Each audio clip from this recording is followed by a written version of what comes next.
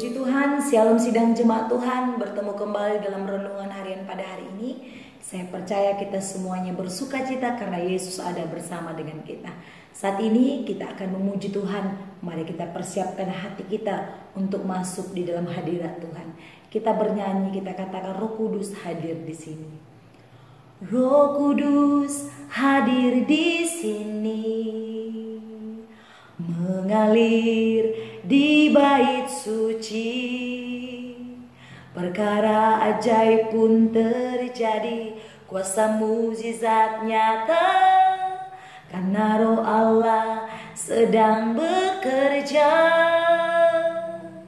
Tiada yang mustahil dan tiada yang sukar bila Roh Allah turut bekerja.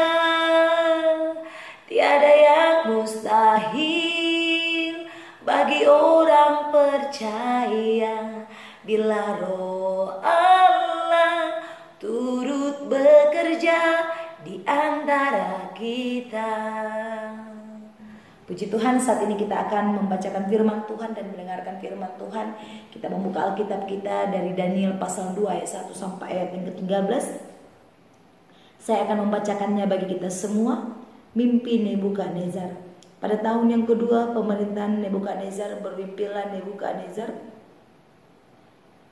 Karena itu hatinya gelisah dan ia tidak dapat tidur. Lalu raja menyuruh memanggil orang-orang berilmu, ahli jampi, ahli sihir dan para kasdim untuk menerangkan kepadanya tentang mimpinya itu. Maka datanglah mereka dan berdiri di hadapan raja. Kata raja kepada mereka, aku bermimpi dan hatiku gelisah karena ingin mengetahui mimpi itu.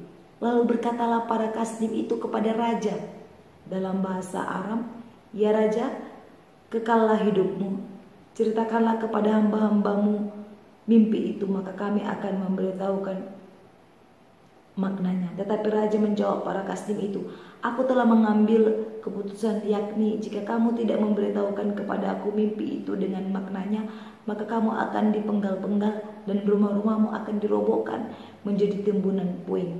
Tetapi jikalau kamu dapat memberitahukan mimpi itu dengan maknanya, maka kamu akan menerima hadiah, pemberian-pemberian dan kehormatan yang besar daripadaku.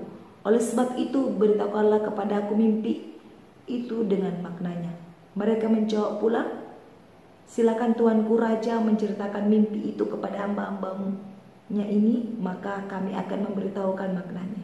Jawab raja, aku tahu benar-benar bahwa kamu mencoba mengulur-ulur waktu, karena kamu melihat bahwa aku telah mengambil keputusan, yakni jika kamu tidak dapat memberitahukan kepada aku mimpi itu, maka kamu akan kena hukuman yang sama, dan aku tahu bahwa kamu telah bermufakat untuk mengatakan kepada aku hal-hal yang bohong dan busuk sampai keadaan berubah. Oleh sebab itu ceritakanlah kepada aku mimpi itu, supaya aku tahu bahwa kamu dapat memberitahukan maknanya juga kepada aku.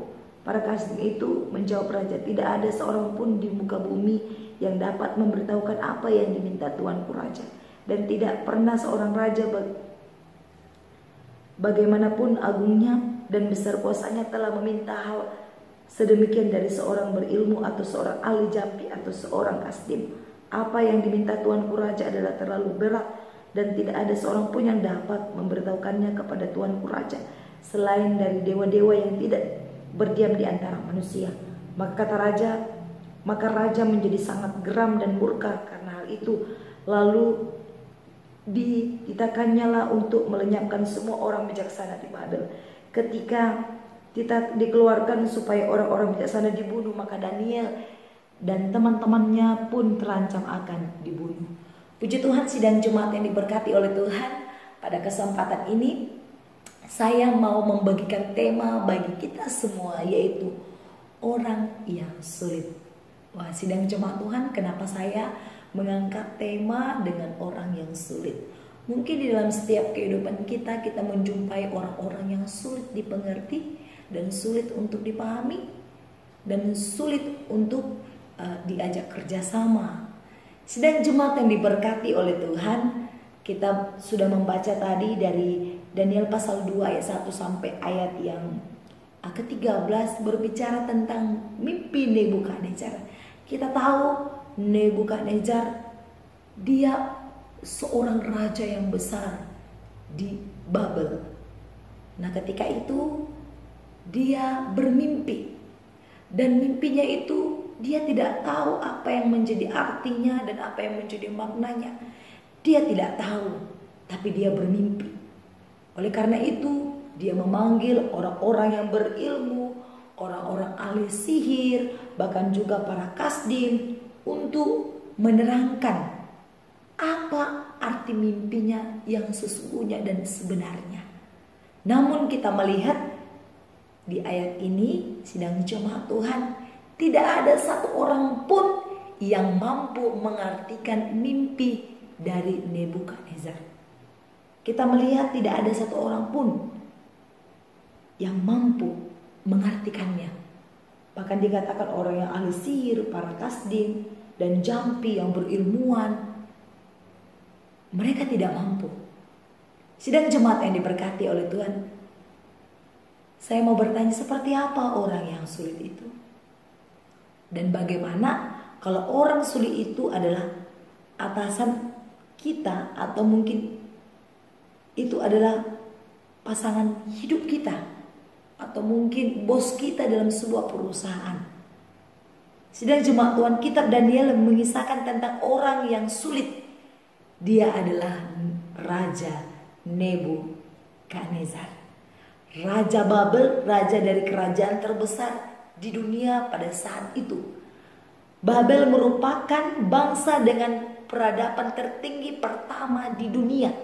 Dia memerintahkan agar semua orang pandai di negerinya menceritakan mimpinya dan memberitahukan arti dan maknanya kepada Raja Nebukadnezar. Sidang jemaat Tuhan, tentu saja hal ini tidak mungkin dan tidak mudah. Raja Nebukadnezar adalah seorang yang sulit, dan tidak mungkin ada orang yang bisa mengartikan mimpi tersebut. Sehingga tadi di ayat yang sudah kita baca dikatakan tidak ada orang yang bisa. Sekalipun orang yang terhebat, yang terbesar, dikatakan tidak ada yang bisa. Terus ada yang mengatakan kecuali dewa-dewa yang bukan manusia, dia mungkin bisa mengartikannya.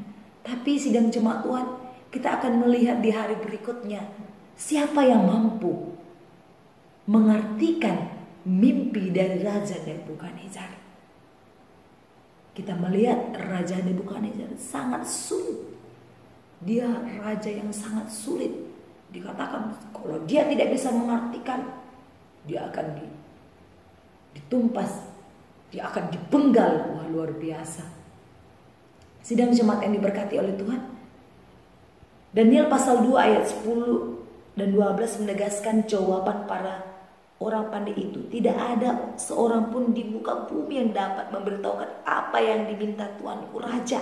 Dan tidak pernah seorang raja bagaimanapun agungnya dan besarnya kuasanya telah meminta hal sedemikian dari seorang berilmu atau seorang ahli jampi atau seorang kasdim. Sedang jemaat Tuhan, apa yang diminta Tuanku Raja adalah terlalu berat dan tidak ada seorang pun yang dapat memberitahukannya kepada Tuanku Raja selain dari dewa-dewa yang tidak berdiam di antara manusia. Itu adalah jawaban dari para orang pandai, orang berilmu pada saat itu yang ada di kerajaan Babel. Sedang jemaat Tuhan, jawaban itu membuat raja menjadi sangat geram. Dikatakan tidak ada yang mampu. Walaupun raja seagung apapun, sebesar apapun tidak mampu. Bahkan orang yang berilmu di dalam dunia ini tidak mampu, kecuali dewa-dewa yang tidak berdiam di antara manusia. Sedang jemaat Tuhan, jawaban itu membuat raja menjadi sangat geram dan murka, sehingga raja memerintahkan untuk melenyapkan semua orang bijaksana di negeri Babel. Daniel dan teman-temannya termasuk orang pandai di kerajaan negeri Babel tersebut.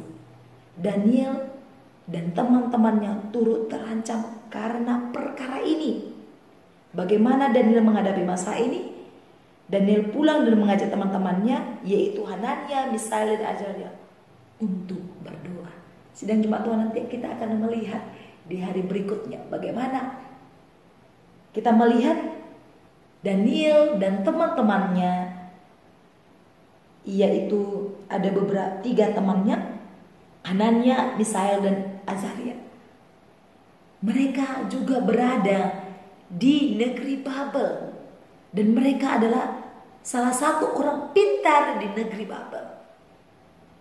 Padahal raja tadi sudah memerintahkan supaya melenyapkan semua orang bijaksana di Babel. Oleh karena itu Daniel dan teman-temannya juga turut terancam karena perintah raja ini. Oleh karena itu sidang jemaat Tuhan, apa yang terjadi nanti bagi Daniel dan teman-temannya? Kita melihat bahwa Daniel bersama dengan teman-temannya, mereka meminta hikmat yang daripada Tuhan. Mereka meminta hikmat untuk menghadapi orang yang sulit itu, yaitu Raja Nebukadnezar. Dia orang yang sulit. Jikalau tidak dituruti perintahnya, ada yang tidak mampu, dia akan langsung menumpas atau melenyapkan. Sangat sulit jikalau kita temui orang seperti itu dalam kehidupan kita. Mungkin dalam pekerjaan, dalam tempat kerja, atau dimanapun tetangga, atau siapapun keluarga, istri, suami, teman-teman, saudara-saudara, kita menghadapi orang yang sulit mungkin. Apa yang harus kita lakukan? Kita mari belajar dari Daniel dan teman-temannya. Mereka meminta hikmat yang daripada Tuhan, sehingga nanti di hari berikutnya kita boleh melihat dia mampu menghadapi orang yang sulit itu karena Tuhan memberikan hikmat. Oleh karena itu sidang jemaat Tuhan, mungkin saat ini kita akan menghadapi orang-orang yang sulit, minta hikmat yang daripada Tuhan. Maka Tuhan akan memberikan hikmat bagi kita, kebijaksanaan dalam menghadapi orang-orang yang sulit itu. Kita melihat nanti Daniel mampu mengartikan mimpi dari Raja Nebukadnezar karena dia meminta hikmat dan berdoa kepada Tuhan. Puji Tuhan, demikian firman Tuhan. Mari kita berdoa. Terima kasih Bapa, kami bersyukur kepadamu buat hari ini. Engkau sungguh baik Tuhan. Kami tahu dalam kehidupan kami ada orang-orang sulit mungkin yang kami hadapi. Kami merindukan Tuhan berikan kami hikmat untuk menghadapi orang yang demikian. Terima kasih Bapa, berkati kehidupan kami dalam nama Yesus. Kami sudah berdoa. Haleluya. Amin. Shalom. Tuhan Yesus memberkati. Tiada yang mustahil dan tiada yang sukar bila Roh Allah turut bekerja. Oh, tiada yang mustahil bagi orang percaya karena Roh Allah turut bekerja. Oh, tiada yang mustahil dan tiada yang sukar bila Roh Allah turut bekerja. Tiada yang mustahil bagi orang percaya karena Roh Allah turut bekerja antara kita.